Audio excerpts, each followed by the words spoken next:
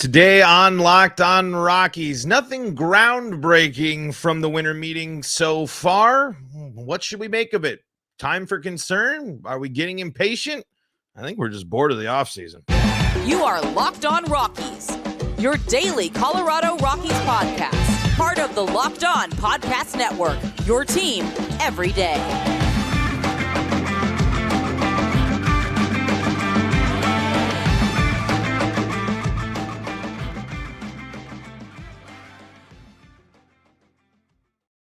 Rock on Rockies fans, welcome into the Locked On Rockies podcast for today, the 4th day of December in the year 2023. I'm your host of the Locked On Rockies podcast, Paul Holden, bringing you your daily Colorado Rockies talk right here on the Locked On Podcast Network, where you can find your team every day.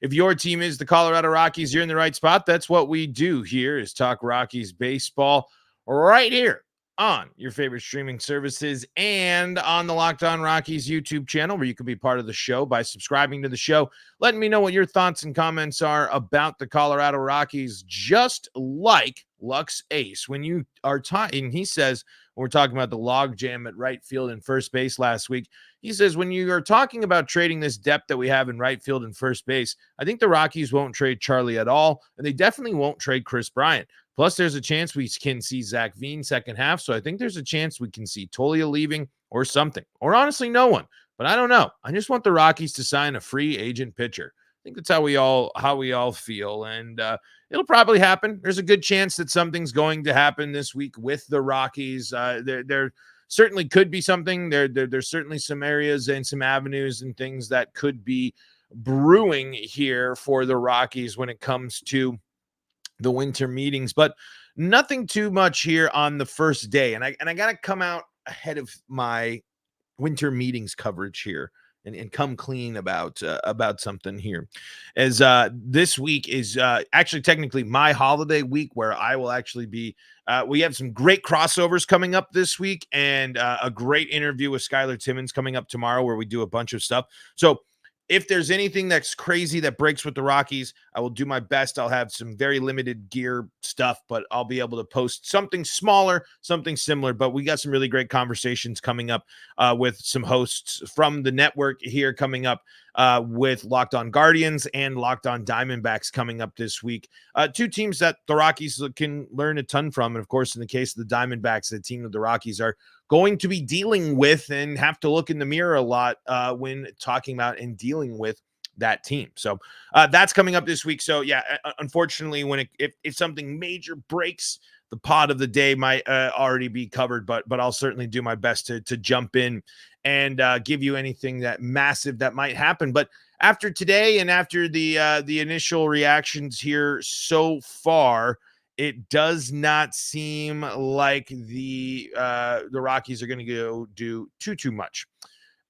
So we'll dive into that. We'll dive into Bill Schmidt's comments here so far from the winter meetings. It seems like nothing really massive, but there's something that is going to a storyline that we know of, that we've talked about and that we focused on, confirmed for sure. And we'll talk about that and everything up here, everything else Rockies related coming up on today's episode. Before we dive into everything, though, got to remind you that today's episode is brought to you by FanDuel. Make every moment more right now. New customers get $150 in bonus bets with any winning $5 money line bet. That's $150 if your team wins. Visit FanDuel.com/locked-on to get started. So Bill Schmidt spoke with, I believe, his MLB Network, and spoke with some members of the media here. Patrick Lyons is there, one of the people, if you want to follow and get live, up-to-date coverage from the winter meetings, he's definitely one of the people that you could follow. And Patrick Lyons here, at Patrick D. Lyons, says this: when asked about the offseason focus for improving the roster, GM Bill Schmidt said the Rockies need to find a backup catcher behind Elias Diaz, as the young options aren't quite ready. Also, we're going to look to try to help Buddy out here and put together a better bench. Follows up here. So we'll start there. We'll start right there. This is a must sign. And one thing we know now that we're seeing that this team does believe that their catchers need more time. They don't believe in Brian Serven that much. And this could be something where the Rockies might be looking to do something a little bit on the lower level, the low key side. Backup catcher isn't really flashy, isn't really anything, and it's not something you can sit there and make too big of a move at when it comes to backup catcher, unless you're setting yourself up for an Elias Diaz trade. I think depending on who the Rockies go with and how much they commit to and how much they invest in the backup catcher, I think that will send a pretty strong message about the plans with Elias Diaz.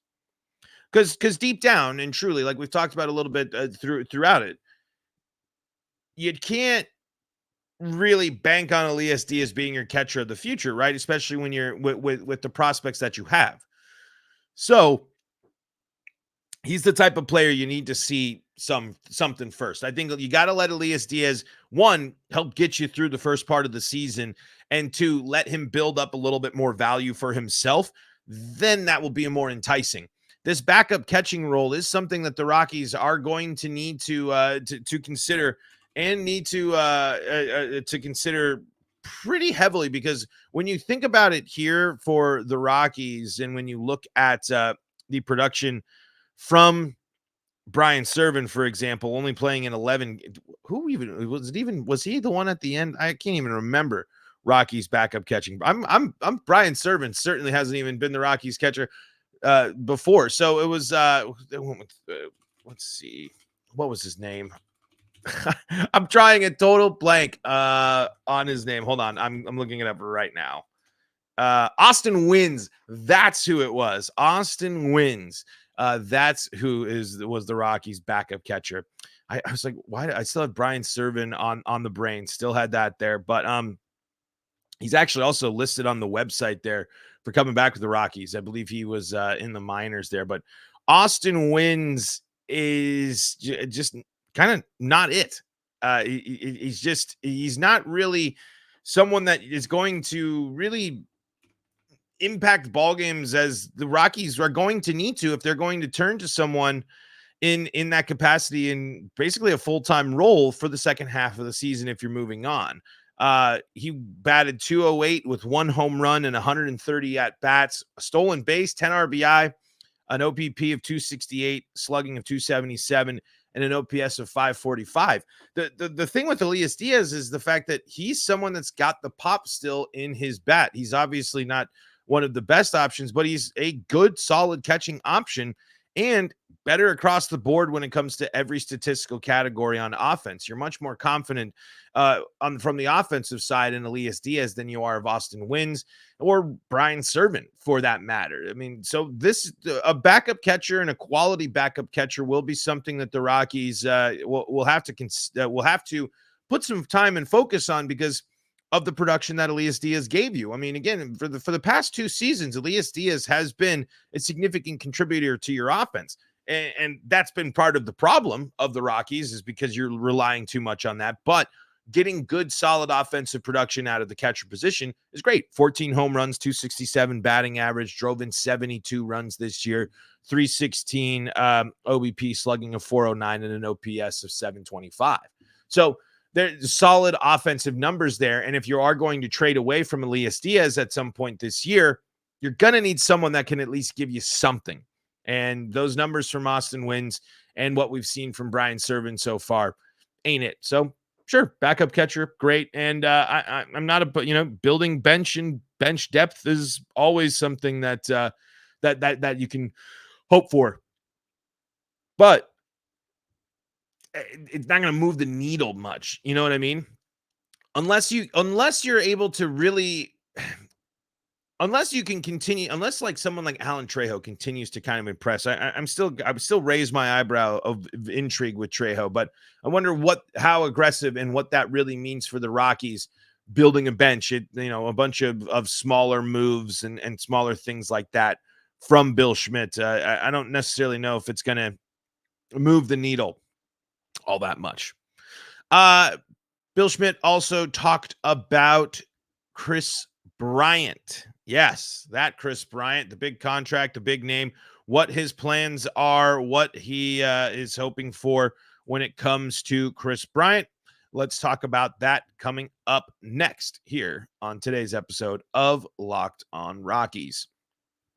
Before we do that, though, got to tell you about some of the folks that help make this show possible, and that includes FanDuel. All the NFL action this season is at FanDuel. That means if you want to get in on the spreads, the player props, over-unders, and more, FanDuel's got you covered. Why? Because they're America's number one sportsbook. And right now, new customers are going to get a great offer from our friends at FanDuel. When you go to FanDuel.com/locked-on, you're going to be able to get $150 in bonus bets. That's FanDuel.com/locked-on, and you're going to get $150 in bonus bets with any winning $5 money line bet. That's $150 if your team wins. If you are thinking about joining FanDuel, there's no better time to get in on the action. Football's in full swing, basketball, hockey, everything, as well as baseball futures. Don't miss out on the spreads, player props, over, under, and more at FanDuel.com/locked-on. That's FanDuel.com/locked-on for all the action this NFL season and your shot at $150 in bonus bets with any winning $5 money line bet. FanDuel.com/locked-on. FanDuel, the official partner of the NFL. This is the Locked On Rockies podcast for free and streaming on your favorite streaming services, bringing you your daily Colorado Rockies talk right here on the Locked On Podcast Network, where you can find your team every day. If your team is the Colorado Rockies, you're in the right spot. We are here, rocking, rolling all through the offseason here and on your favorite streaming services and on the Locked On Rockies YouTube channel, where you can be part of the show and fire off your Rockies hot takes. Let me know what's going on your mind when it comes to the world of Rockies baseball. All right, we're going to dive more into Bill Schmidt's comments from the winter meetings, and we are going to talk about his thoughts on Kris Bryant, his comments on Kris Bryant coming up here in this segment. And we'll wrap things up and kind of give more general outlook here for the rest of the winter meetings coming up in segment number 3. Before we dive into everything, though, today, hey, if you're liking the show, if you like the Locked On Rockies podcast, well, guess what? Locked On has launched the first ever national sports 24/7 streaming channel on YouTube. Locked On Sports Today is here for you 24/7, covering the top sports stories of the day with the local experts of Locked On, plus our national shows covering every league. Go to Locked On Sports Today on YouTube and subscribe to the first ever national sports 24/7 streaming channel. All right. So Bill Schmidt had a couple more things to say. Patrick Saunders here reports that Rockies GM Bill Schmidt said adding a power bat is down the list for the Rocks this offseason. Focus is on acquiring pitching and building a better bench for manager Bud Black. I'm curious what they're going to do. I don't want to continue to neglect the power issues and power concerns that I have for the Rockies, but it really is, especially this moment in this season. Pitching is the focus. Pitching certainly matters the most, especially when you have a lot of bats that you want to see more of, and you don't want to cause issues where you're going to limit and get in the way of getting at bats when they need to. So this also goes into I think a hope right here and leading into a hope of a season of healthy Kris Bryant. I think this is something that the Rockies are really trying to put as they kind of should be when you're hoping for the player you paid a lot of money to play baseball. They're hoping for him to be healthy and be the player that they think he can be and that they believe that he is capable of, so they can worry a little bit less about repairing this offense, and mixed in with kind of hoping that this team has some bats on it that just need to unlock a little bit here. And a friend of the show, Skylar Timmons here also says here on X, Bill Schmidt confirmed where Kris Bryant will play next season during his interview with the MLB Network, specifically in an effort to keep him healthy. We're going to play Bryant at first. But he also says here, let's see, I believe Patrick Lyons was saying here that they still believe that he can play right field. That they believe that he can still run around out there, I believe is what they said. Let's see if I can find the tweet to make sure that I'm reading everything correctly here. Patrick Lyons here. Though the plan is for Kris Bryant to be the Rockies' first baseman in 2024, GM Bill Schmidt and Bud Black feel like Bryant can still play some right field. He can run out to the outfield occasionally, Schmidt said.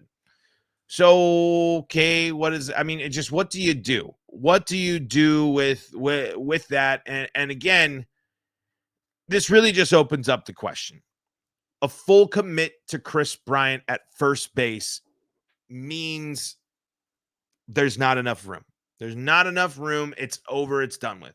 The speculation is there, and we've been talking about this. We did a whole episode last Friday. That was our whole pod on Friday was how do the Rockies handle the log jam there at first base? And now that they've solidified the fact that they're going with Kris Bryant at first base and sprinkling him in at right field, mixed in with the re-signing of Charlie Blackmon, Montero is your DH. Or, Blackman's your DH and Tolia's your right fielder. Sean Bouchard's your right fielder. If this move might be writing on the wall for Montero. Because I think he's going to be the player that's going to suffer the most from this. He is going to suffer the most from this. He's going to suffer from the fact that the Rockies have never really given him a ton of consistent playing time in the same spot. He's going to be the one most impacted by this. Because I don't necessarily think you're going to be able to just put Montero in right field. If the thought process now is this, though, that Charlie Blackmon is your right fielder and Montero is your DH, you have to trade Tolia, right? This guy is supposed to be a first baseman. Or, that's the thing. You might just be solely committing Montero to being a batter. And maybe that's not a bad thing. Maybe that's the best thing for him. But it doesn't make the situation a little any less complicated. And it doesn't mean that some players certainly aren't going to be limited because of this. And every team needs depth. Every player needs to understand that sometimes their role is a bench player and such. But when these guys are prospects and we need to see more of them, prospects, or however you want to really refer to them at this point, they have to be able to find the field. And now with this confirmation from Kris Bryant at first base, it just gets more limited. It's one less position to play. It's one less option. And it's one less way to figure out if you have the right guys. We'll see. Really deep down inside, that makes the most sense that this is fine. But if we're really going on focusing solely on Kris Bryant's health, and that's the concern, part of me doesn't want him on the field at all. Part of me only wants him hitting. What is Kris Bryant doing as a defense at first base that Montero can't do defensively? Nothing, right? He's learning the position. He hasn't played it a bunch. Obviously, I know he's a professional baseball player and he can handle first base. I understand that. But really, though, Kris Bryant as a first baseman is more valuable to you than Montero as a first baseman?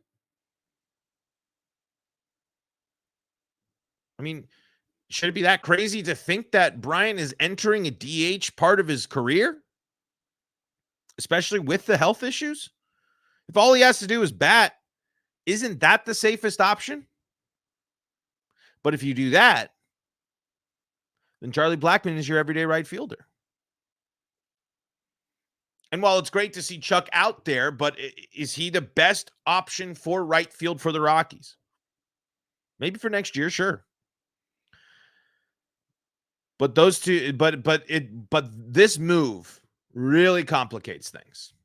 Really, really does for some of these guys. And some people I was seeing and speculating, who knows, they could be in trades this week with some of these guys involved in the log jam there on the right side of the field. We'll see how it all pans out.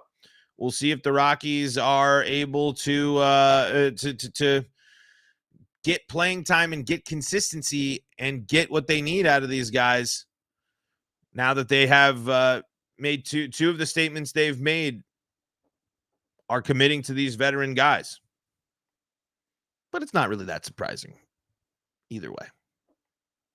One other thing I think from this winter meetings, especially when you're talking about just looking deep into the limited lingo and limited language that we got from the Rockies front office, it is the fact that if you thought Bud Black was going anywhere, think again.